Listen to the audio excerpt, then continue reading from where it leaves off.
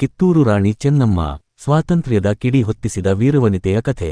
ಬಾಲ್ಯದಲ್ಲಿಯೇ ಅವರು ಕುದುರೆ ಸವಾರಿ, ಕತ್ತಿ ಹಿಡಿದು ಯುದ್ಧ ಮಾಡುವ ಕಲೆ, ಬಿಲ್ಲು ಬಾಣ ಹಾರಿಸುವುದು ಮತ್ತು ಶಸ್ತ್ರಾಸ್ತ್ರ ಬಳಸುವ ತರಬೇತಿ ಪಡೆದಿದ್ದರು. ತಮ್ಮ ಕಾಲದ ಬಹುತೇಕ ಮಹಿಳೆಯರಿಗಿಂತ ವಿಭಿನ್ನವಾಗಿ ಚೆನ್ನಮ್ಮ ಧೈರ್ಯಶಾಲಿ, ಸ್ವತಂತ್ರ ಮತ್ತು ದೃಢನಿಶ್ಚಯ ಹೊಂದಿದವರಾಗಿದ್ದರು. ವಯಸ್ಸು ಕೇವಲ 15 ವರ್ಷವಾಗಿದ್ದಾಗ ಅವರು ಕಿತ್ತೂರು ಸಂಸ್ಥಾನದ ಆಡಳಿತಗಾರ ಮಲ್ಲಸರ್ಜ ದೇಸಾಯರೊಂದಿಗೆ ವಿವಾಹವಾದರು.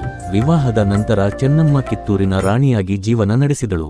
ಅವಳು ಬುದ್ಧಿವಂತಿಕೆ, ನ್ಯಾಯಪ್ರಿಯತೆ ಮತ್ತು ದಯೆಯಿಂದ ಪ್ರಜೆಗಳ ಗೌರವ ಪಡೆದಳು. ಆದರೆ ಅವಳ ಜೀವನದಲ್ಲಿ ದುರಂತ ಸಂಭವಿಸಿತು. ಪತಿ ಮಲ್ಲಸರ್ಜ ದೇಸಾಯಿ ನಿಧನರಾದರು.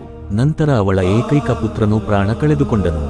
ಈ ಕಾರಣದಿಂದ ಕಿತ್ತೂರಿಗೆ ನೇರ ಉತ್ತರಾಧಿಕಾರಿ ಇರಲಿಲ್ಲ.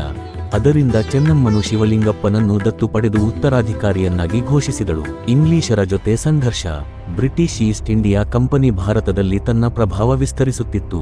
ಅವರು ಡಾಕ್ಟ್ರಿನ್ ಆಫ್ ಲ್ಯಾಪ್ಸ್, ದತ್ತಿಗೆ ಹಕ್ಕಿಲ್ಲ ನೀತಿ ಜಾರಿಗೊಳಿಸಿದರು.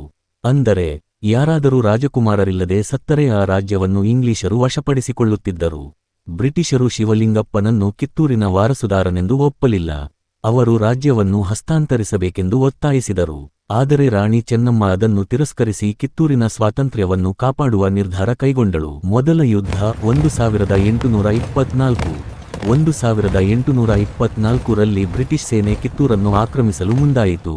ರಾಣಿ ಚೆನ್ನಮ್ಮ ತನ್ನ ಸೈನಿಕರು ಮತ್ತು ಪ್ರಜೆಗಳನ್ನು ಒಗ್ಗೂಡಿಸಿ ಯುದ್ಧಕ್ಕೆ ಸಿದ್ಧಳಾದಳು.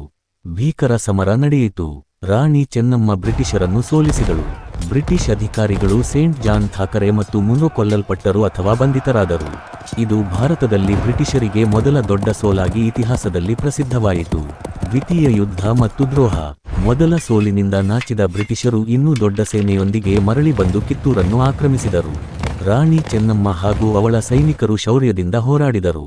ಆದರೆ ಆಕೆಯ ಕೆಲವು ನಿಕಟರ ದ್ರೋಹದಿಂದ ಕಿತ್ತೂರು ದುರ್ಬಲವಾಯಿತು.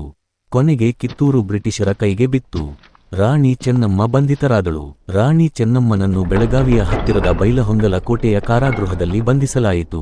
ಅವಳು ಕಾರಾಗೃಹದಲ್ಲಿದ್ದರೂ ತನ್ನ ಧೈರ್ಯ ಮತ್ತು ಗೌರವದಿಂದ ಜನರಿಗೆ ಪ್ರೇರಣೆ ನೀಡುತ್ತಿದ್ದಳು.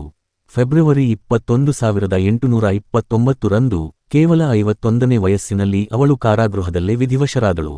ನೆನಪು: ರಾಣಿ ಚೆನ್ನಮ್ಮ 1857ರ ಗದರಿನ ಯುದ್ಧಕ್ಕಿಂತಲೂ 30 ವರ್ಷ ಮೊದಲು ಸ್ವಾತಂತ್ರ್ಯಕ್ಕಾಗಿ ಹೋರಾಡಿದ ಭಾರತದ ಪ್ರಥಮ ಮಹಿಳಾ ಸ್ವಾತಂತ್ರ್ಯ ಹೋರಾಟಗಾರ್ತಿ.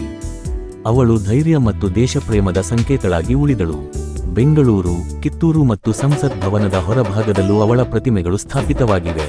ಪ್ರತಿ ವರ್ಷ ಕಿತ್ತೂರು ಉತ್ಸವವನ್ನು ಅವಳ ಸ್ಮರಣಾರ್ಥವಾಗಿ ಆಚರಿಸಲಾಗುತ್ತದೆ. ಲೈಕ್ ಮಾಡಿ, ಶೇರ್ ಮಾಡಿ, ಸಬ್ಸ್ಕ್ರೈಬ್ ಮಾಡಿ, ಬೆಲ್ ಬಟನ್ ಕ್ಲಿಕ್ ಮಾಡಿ ಹೊಸ ವಿಡಿಯೋಗಳ ಅಪ್ಡೇಟ್ ಪಡೆಯಿರಿ.